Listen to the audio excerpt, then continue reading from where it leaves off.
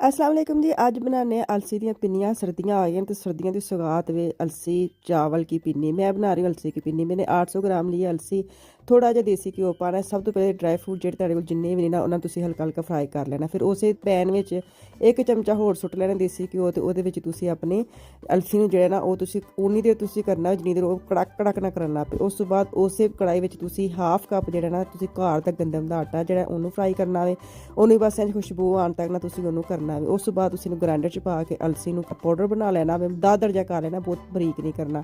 ਫਿਰ ਉਸੇ ਤੁਸੀਂ ਗ੍ਰਾਈਂਡਰ ਵਿੱਚ ਤੁਸੀਂ ਮੇਵਾ ਜਾਂ ਜਿਹੜੇ ਉਹ ਵੀ ਗ੍ਰਾਈਂਡ ਕਰ ਲਓ। ਫਿਰ ਤੁਸੀਂ ਗੁੜ ਲਓ, ਅੱਧਾ ਕਿਲੋ ਗੁੜ ਵੇ ਉਹ ਥੋੜਾ ਪਾਣੀ ਪਾਣਾ ਤਾਂ ਕਿ ਗੁੜ ਜਿਹੜਾ ਨਾ ਆਪਣਾ ਉਹ ਫਿਸ ਫੁਸ ਜਾਏ। ਫਿਰ ਤੁਸੀਂ ਉਸੇ ਗੁੜ ਵਿੱਚ ਦੇਸੀ ਘਿਓ ਪਾਣਾ ਵੇ। ਜਦੋਂ ਪਿਘਲ ਜਾਏ ਫਿਰ ਜਿਹੜੇ ਤੁਹਾਡੇ ਕੋਲ ਪਾਊਡਰ ਬਣਿਆ ਅਲਸੀ ਦਾ ਆਟੇ ਦਾ ਉਹ ਵਿੱਚ ਤੁਸੀਂ ਪਾਣਾ ਵੇ। ਉਹਨੂੰ ਚੰਗੀ ਤਰ੍ਹਾਂ ਭੁੰਨਣਾ ਵੇ। ਭੁੰਨ ਕੇ ਫਿਰ ਮੇਵਾ ਜਦ ਪਾਣਾ ਵੇ ਫਿਰ ਤੁਸੀਂ ਮਿਕਸ ਕਰਨਾ ਵੇ। ਤੇ ਫਿਰ ਤੁਸੀਂ ਆਪਣੇ ਹੱਥ ਨੂੰ ਥੋੜਾ ਜਿਹਾ ਆਇਲ ਨਾਲ ਗਰੀਸ ਕਰਕੇ ਲੱਡੂ ਬਣਾ ਕੇ ਤੇ ਅਲਸੀ ਦੇ ਪਿੰਨੀਆਂ ਹੋ ਗਏ ਤਿਆਰ। ਤੇ ਅੱਲਾ